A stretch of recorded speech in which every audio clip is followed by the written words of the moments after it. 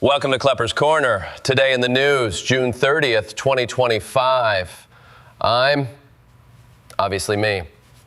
8 minutes ahead, and yeah, it's going to feel like about 8 years. Let's get into it. Segment 1, Congressional Crunch, the big, beautiful bill. So Congress is slogging through a 940-page legislative saga referred to ominously or enthusiastically, depending on your stock portfolio, as the big, beautiful bill. You know it's serious when it has its own evocative nickname.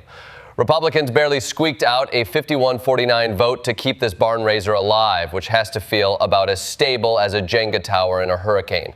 But hold on, what's inside this treasure trove? More incentives for electric vehicles and renewables? Nope, we're phasing them out. Wind and solar tax credits vanish by 2027, and EV credits ghost the buyers after September. Tesla, Enphase, Sunrun, all stock choked on tremors. Tesla down 1%, Enphase off by 4.9%, Sunrun plunging 5.5%. Looks like Wall Street is allergic to policy uncertainty.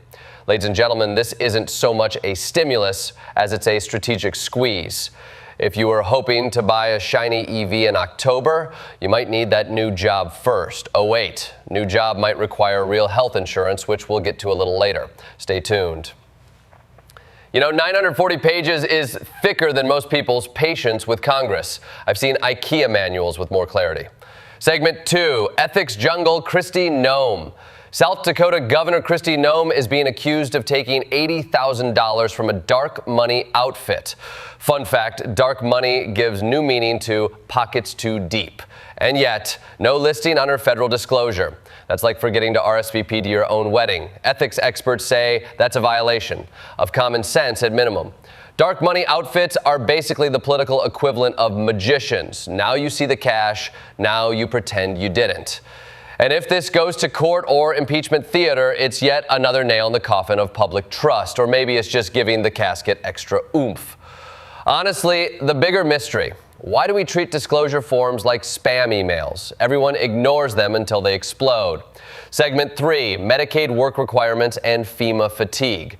Congress is considering national Medicaid work requirements, a policy that already flopped in Georgia, where enforcing work rules yanked health care away from approximately 16 million Americans and cost hundreds of millions in taxpayer dollars. That's like spending millions on a lifeboat and then kicking people off while you build it. Meanwhile, FEMA officials in state houses are whispering things like, is the spigot running dry? They're worried funding is shrinking, and so are their eyebrows. Cut health care, scramble local disaster relief, rickroll city, but the joke's on us. It's like trying to balance the federal budget by stealing candy from babies, except the babies have allergies and are allergic to bureaucracy. Segment 4, Supreme Showdowns, Digital Regulation, and Transparency. Supreme Court keeps delivering dramatic rulings. First, Texas can force porn websites to verify users' ages. So say goodbye to click-happy teens and say hello to new identity checker pop-ups. Then, Texas's judiciary also said Greg Abbott and Ken Paxton don't have to release emails about Uvalde or January 6th. So apparently, privilege means only show us the good news. In digital regulation, age gates, and government transparency, locked gates, it's basically, you can see this until you can't. Modern judicial clarity. I feel like every time I refresh my email, nope, not Baylor's horror story of bureaucracy, sorry. Segment 5, Canada tumbles, trade talks resurrected. Well, folks, Canada had proposed a 3% digital services tax aimed at tech giants like Amazon and Google. But then it realized the U.S. got super mad. Trump froze trade talks, and Canada woke up to say, oops, never mind. They officially scrapped the tax on June 29th. Result? Stock futures jumped Monday. Canadian dollar got a little less depressed. Professor Bellon called it a clear victory for Trump and big tech. And Canada basically said, trade talks? Sure, just no digital taxes, please. Canada's like the polite neighbor who apologizes for every snowflake. Sorry about that, eh? By the way, can you help shovel? Segment 6, Idaho Ambush, firefighters targeted in deadly trap. 2 firefighters killed, one fighting for his life, and all they were doing was putting out a brush fire. Because in Idaho, that fire wasn't just a fire, it was bait. Authorities say the blaze was deliberately set as an ambush, and the shooter was armed with high-powered rifles. Let me say that again. Someone allegedly sent a fire just so they could shoot the first responders. What is this, a deleted Joker origin scene? Over 300 law enforcement and FBI agents were sent to track the suspect, who was found dead, gun nearby. No motive has been released, but the whole scene feels like a horrifying Mad Lib. Man lights fire, opens fire, ends with more fire. You know, when firefighters are the target, it's not just a tragedy. It's a sign that your society needs a serious group hug. And probably a background check with every matchbook. Segment 7.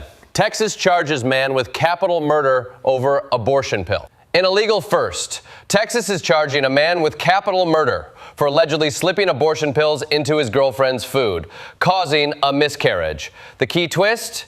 Texas prosecutors are using the state's fetal personhood laws to treat this as homicide. Now look, what the man did is vile, but what's new is other laws being used. By charging him with capital murder, Texas is opening the door to a future where personhood begins at conception, and your dinner date may need a lawyer. This isn't just a case, it's a legal preview. If an embryo is considered a person under criminal law, then every miscarriage becomes a potential crime scene. If Texas could prosecute a sneeze for being anti-life, they'd do it. Bless you, more like confess you. Segment 8, Cornell DEI Complaint. Diversity on trial. Cornell University is facing a civil rights complaint over alleged hiring bias due to diversity, equity, and inclusion initiatives. The America First Institute claims Cornell hired less qualified candidates because of DEI policies. Cornell's response? Those programs haven't been used in years. That's right. Cornell basically said, we stopped doing that ages ago. And by the way, we hired a law firm just to double check our vibe. The Ivy League is now fighting lawsuits by saying they're too outdated to be discriminatory. That's like saying your racism expired in 2018, like yogurt. Segment 9, Ithaca crowned best town to visit. Sorry, big cities. Ithaca, New York has officially been named CNN Travel's best town to visit in 2025. That's right. Forget Vegas, forget Times Square. The new tourist hotspot is a lakeside college town with a farmer's market and waterfalls. This is like if a Whole Foods got tenure. You've got craft breweries, farm-to-table everything, and nature that screams, Instagram me. Ithaca's win reflects a shift in tourism. People want charm over chaos. They want to feel something, even if that something is a goat yoga class followed by a $19 sandwich made of beet hummus and regret. Congrats to Ithaca. Now start preparing for the influx of tourists asking, where's the Starbucks with the lake view?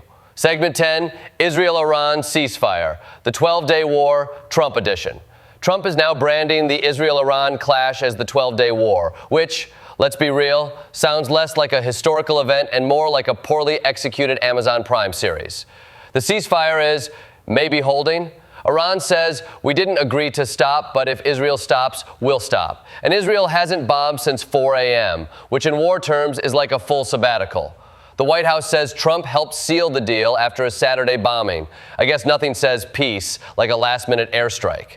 And calling it the 12-day war is the most Trump thing imaginable. 6-day war? Pfft. Trump's war is twice as long and comes with a logo. Wrapping up the chaos. June 30, 2025. Just your typical day of death, deregulation, digital dilemmas, and DEI drama. From Congress choking on 940 pages of fossil-fueled nostalgia to Trump naming military conflicts like their tracks on a Kid Rock album, we've once again hit peak. What the hell is happening? But at least we know one thing. When the world's on fire, Ithaca has a waterfall for that. We'll be back tomorrow, unless we're canceled for that yogurt joke. See you then.